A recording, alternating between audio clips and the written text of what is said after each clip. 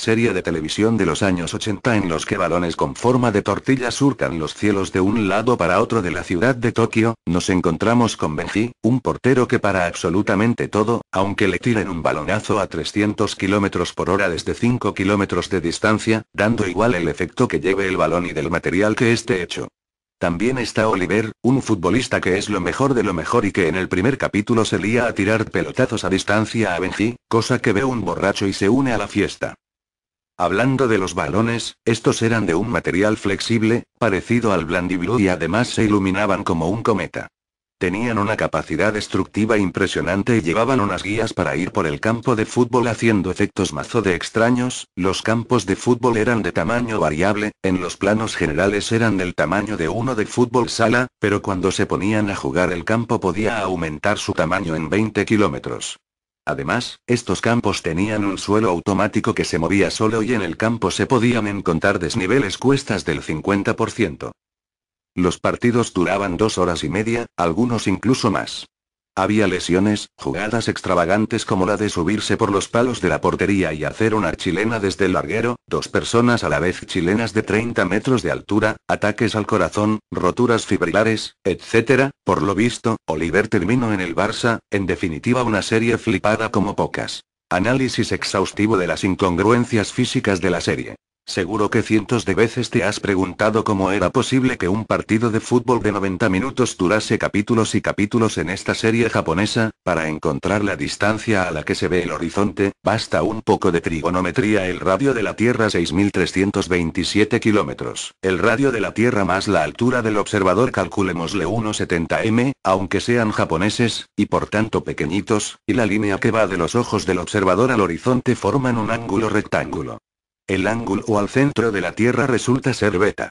De aquí se puede deducir la ecuación 6378 kilómetros igual 6378,0017 kilómetros cos beta. Es de ella de donde se puede obtener el ángulo al centro de la Tierra beta.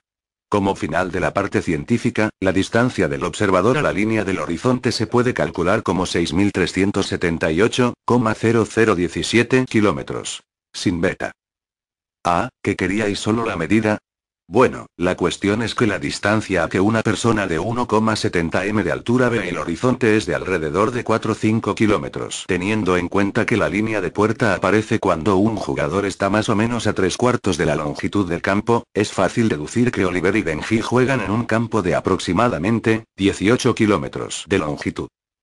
Y aquí comienzan las cuestiones que a uno le acuden a la cabeza inmediatamente. ¿A qué velocidad media corre Oliver o Marco Julián?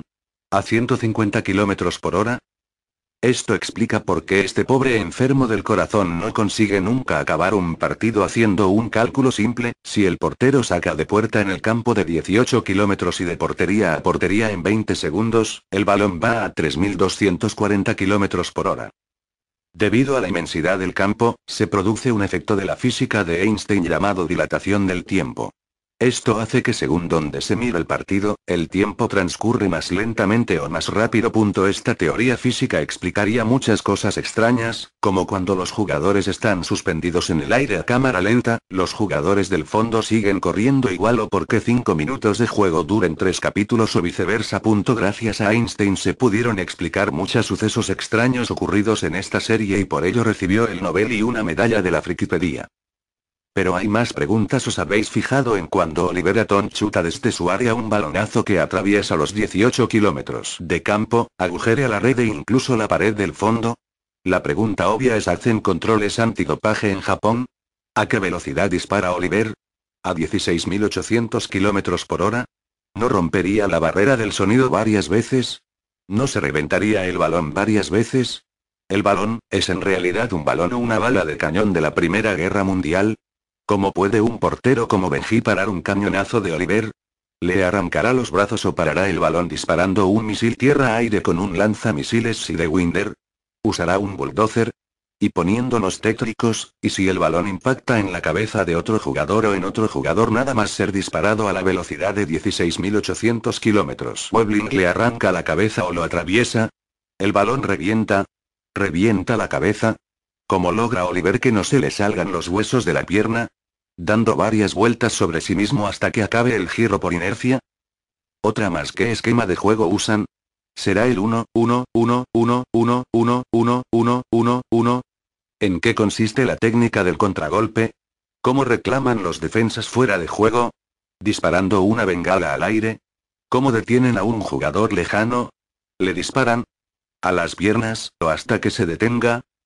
Si un hincha enfervorecido invade el campo, ¿cómo y cuándo lo pillan? ¿Usan un misil tierra-tierra? ¿Llaman a Mazinger Z? Si un jugador cae a tierra, ¿no se arriesga a morir antes de que lo encuentren? ¿Cómo se puede hacer una obstrucción? Al final del partido, ¿pasa el autobús a recoger a los jugadores, o deben dirigirse solos al vestuario?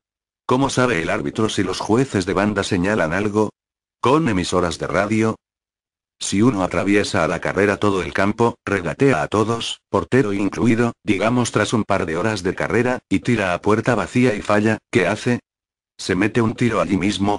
Y cuando descubre que el partido había acabado hace media hora, e incluso había pasado el descanso, ¿cómo hace después el que corta el césped para mantenerlo cortado? ¿No crecerá otra vez la hierba antes de que termine de realizar su trabajo? ¿Está condenado a realizar un trabajo sin final? ¿Trabaja mientras juegan?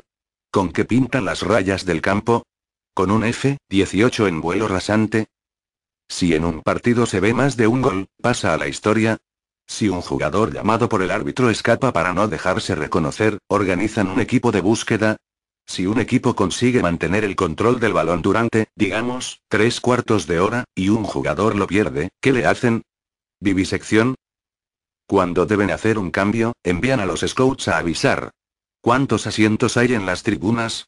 ¿Caben los habitantes de países enteros en las gradas del campo? Para encontrar tu asiento, ¿debes llevar un GPS? ¿Un Vespino? ¿Los ultras se comportan como de costumbre, o están demasiado lejos? ¿Con qué lanzan objetos al campo? ¿Con un bazooka? ¿Cómo ven algo de lo que ocurre en el lado opuesto del campo? ¿Con retransmisiones vía satélite? Y si un equipo juega encerrado en su campo, el público del otro lado del estadio, ¿qué hace mientras tanto? ¿Se van a casa de dormir o juegan al ajedrez? Y ahora que lo pienso, ¿y si hay niebla? En fin, debe quedar claro que para jugar un partido de 90 minutos se necesitan 200 capítulos de media hora, majo, a ver, no te alucines, es falta. La táctica de la serpiente enroscada, es falta, no se puede agarrar a los jugadores. A ver, majo, no es que hayas descubierto el punto débil de Mark Bueno, en realidad sí. Darle una patada en los huevos, es falta. A ver, saltar encima de un jugador, es falta aunque lleves el balón debajo de los pies. Personajes de la serie. Aquí se describen las diversas clases de personas /keywords /inútiles que podemos encontrar si conseguimos soportar la saga de infinitos capítulos que abarca esta serie realista.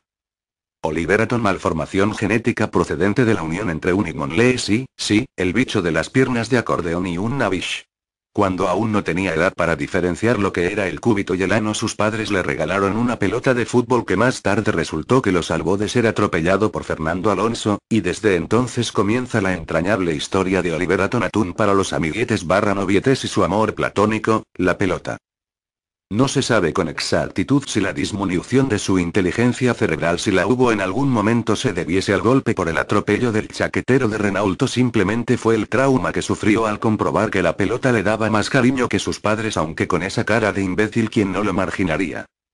Su sueño siempre fue convertirse en el mejor jugador de fútbol del mundo. No se sabe si provocada por una patada giratoria de Chuck Norris, un Kamehameha de Son Goku que le impactó de lleno en la cara, o la siniestra muerte de Doraemon a cambio de cualquier precio, ya sean entrenamientos severos al estilo Rocky Balboa o favores sexuales. Cuando tenía 11 o 12 años físicos, hago hincapié en esto, su madre fue desahuciada de su casa por no pagar el recibo de la luz a Endesa, y debido también a que su padre se marchó en el Titanic a enrollarse con Alf. Allí, no dudó en apuntarse a un equipo llamado Neup, y ya podrían haberse puesto Peña Bufanda, porque hasta la 11 CF podía ganar, los que fue creado gracias a su presidente Pikachu. Finalmente, no se sabe cómo, llegó a ganar el Campeonato Nacional Paralímpico de Fútbol con su pandilla de inútiles jugadores y sus rollos de una noche Benji y Tom. No solo eso, sino que también participaría más tarde en mundiales, los cuales ganaría por favores sexuales a los de la federación, al árbitro, a los jugadores de los otros equipos, al entrenador, al linier y los ultrasursia